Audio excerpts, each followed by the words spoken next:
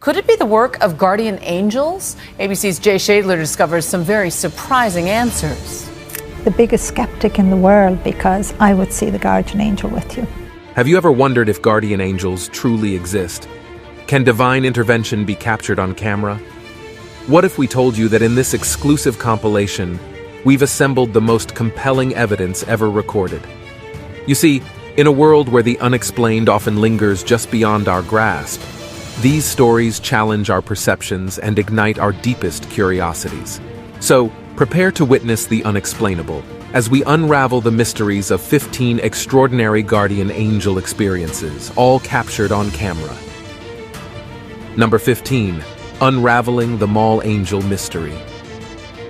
In 2012, an astonishing event unfolded within the quiet confines of a shopping mall, an event so extraordinary that it left the world in awe. It was captured by a lone security camera, silently watching over the deserted mall, as if it knew something extraordinary was about to happen. On that fateful August 5th, as the clock ticked towards midnight, a solitary figure strolled into the frame. The dimly lit mall seemed almost strange in its emptiness. The person, seemingly lost in thought, ambled towards the bottom right corner of the screen. Then, something utterly inexplicable occurred. At the top corner of the screen, a radiant, angelic figure materialized. It emitted a brilliant white light, its form resembling that of a human, but with a pair of majestic, sprawling wings unfurled around its ethereal body. This heavenly being appeared to be on a divine mission, and it reached down toward the ground with a purpose. As the angel descended, bolts of light reminiscent of lightning bolts accompanied it. The very pillars and planters in its vicinity seemed to bask in its celestial glow, momentarily illuminated by its radiant presence. It was as though the angel brought with it a fragment of heaven's light to bless the ordinary world. Oh, that's interesting, man. Right now, I'm facing the east, but my left hand side will be north. Anytime you're facing east, the left is north. So you turn to the northern side, northern direction. Then curl your tongue to touch the top side. We call it palate, your palate. You curl your tongue to touch the top side. Then you take your left hand and you are using the thumb and small finger next, and you hold the tip of your earlobe. Hold it this way, and then do the same with the right. Always let the left be the first to hold, then the right will be on top of it and hold the other side. And in this position, when you are going to go down, you breathe in whilst going down. You breathe out when coming up. And this particular exercise, you do it only 14 times. Don't go beyond 14. 14 is enough because it brings so much cosmic energy inside the system, and 14 is enough for the whole day. So let's go and watch the breath once again.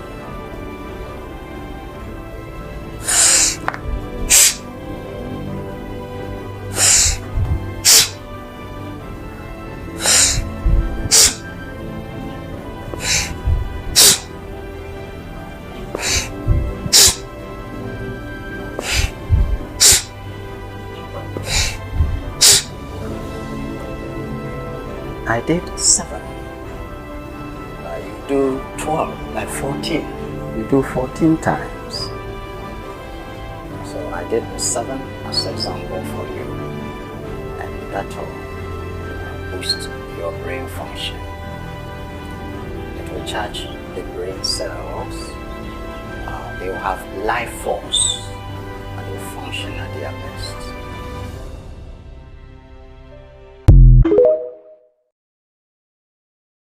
Yeah, when we were kids, that used to be a punishment.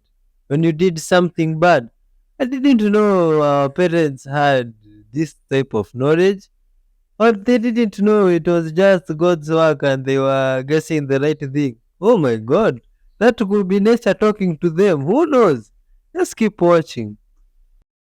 People with darker skin, people from maybe Africa or India or South Asia, they're more equatorial regions. They're closer, closer to the equator, and there's more UVB radiation throughout the year. And so, as a protective mechanism to not get burned, you have melanin, which protects you, right? The problem is that melanin also blocks your ability to produce vitamin D. But if you're out in the sun all the time, in a place where you're getting UVB radiation, it's not a problem. Well, this is the very reason why people in places like Scotland and England have such pale skin. Exactly. Because it's cloudy all the time, so your body sort of develops its own ability to absorb more vitamin D. Exactly. So what happens when you take what happens when you take a person from South Asia, from India, from Africa, and you put them in Sweden or in Minnesota or in the UK, and a place where UVB radiation doesn't hit most of the year, and you don't give them a supplement? What happens is they become severely vitamin D deficient. Severely. Oh my God. The princess can go and be sick. You won't believe what this cute cat has been doing. He likes going to the neighbors' houses, and what's interesting is that every time he comes back home, he brings something secretly. This happens every day. As neighbors start complaining about missing things, the cat's owner notices that their house is filling up with strange stuff the cat brings home. The stealing gets more daring each day.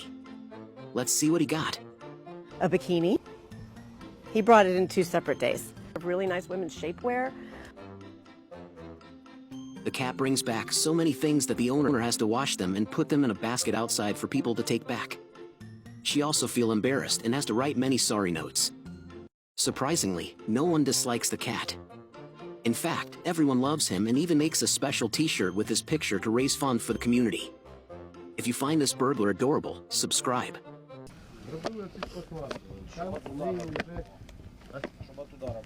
Да, у неї вже...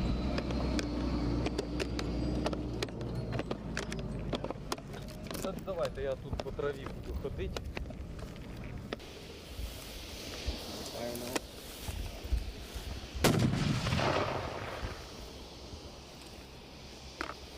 Не одірвало? Ні. Нормально. Секунд 10. Ні, 5. Можна спати.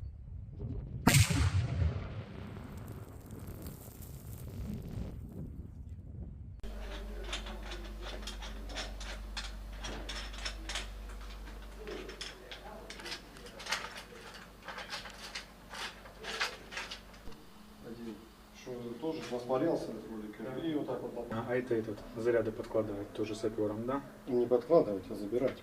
Ідея прийшла, як в кіно, як кажуть, у мого родича відірвало пальці на нозі, він потрапив на пелюстку, і це мене шокувало, і я почав думати, як цьому запобігти. Маючи якийсь досвід вже на той час вироблення захисної амуніції, я звернувся до ДСНС з своєю ідеєю. В мене були розробки сталевих таких чобіт, скажімо так. Вони категорично сталі відкинули, але наштовхнули нас на цю розробку. Ця розробка, її прототип, це не наша розробка, це канадці розробили ще. Що робиться? Просто не пишеться. Потом уже заморачиваться с этим, понимать, какой что попасть.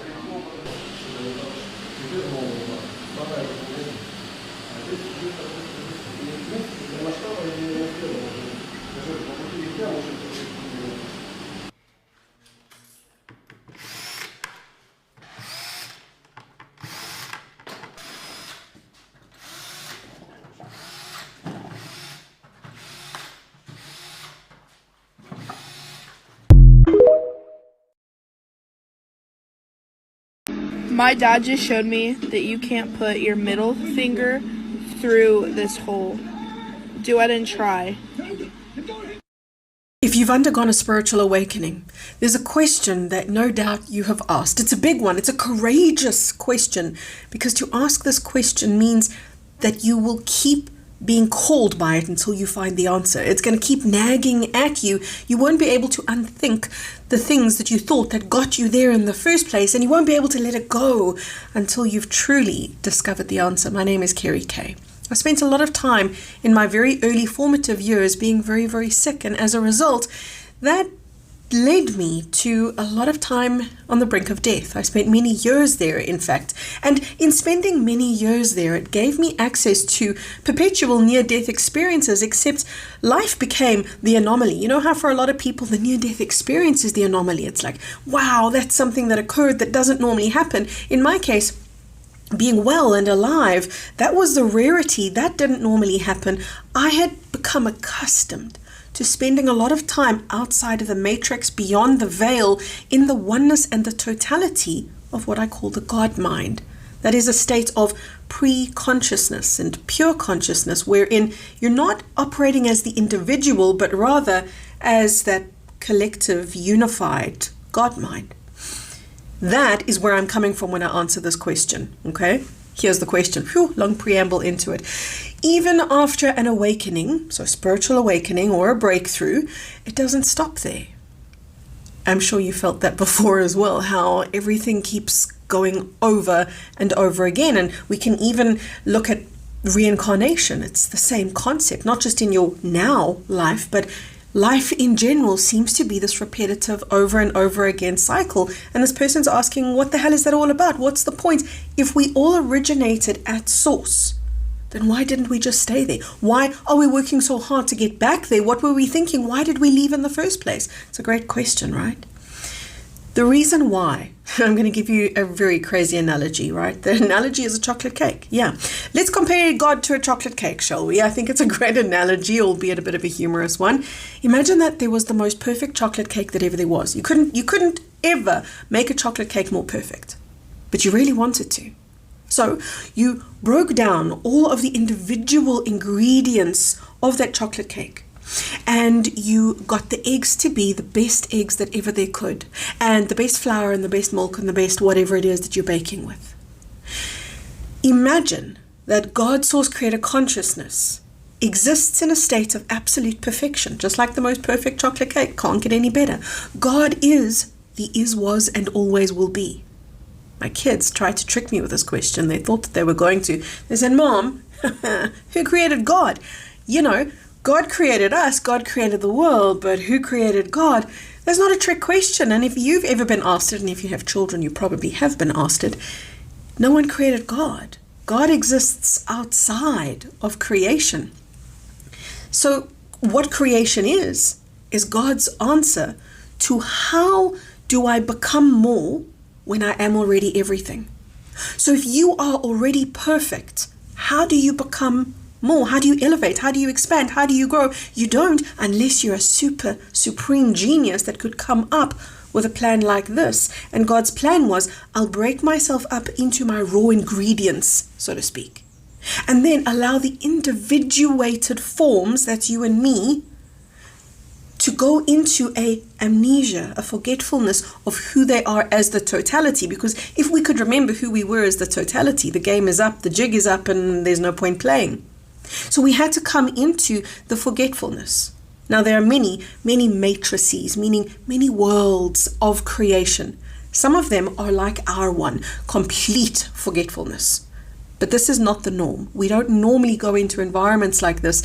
The environment that we're in here is called the false matrix, and that's a whole other story as to how we came to be here. But let me stick with the one that I'm busy telling you right now about God's intention to evolve and expand a thing that shouldn't be able to evolve and expand.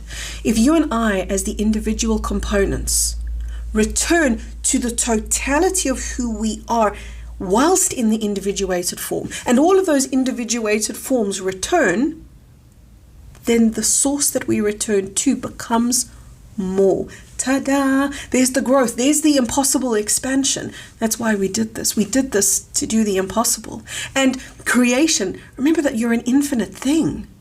So there's no stopwatch, there's no deadline, there's no time. There's just, well, let this thing unfold. And we all have a particular homesickness in us, that homesickness that drives us and says, I don't know where home is. I don't even know if it's a place, but I want to go there. I want to go home. We have that imprinted and engraved into our hearts, a calling, longing, yearning to go home back to God's source creator consciousness. That is that luminous beacon that keeps beckoning us to return, but we don't get to return until we have unified ourselves as the individual into the totality. So there really was a method to our madness.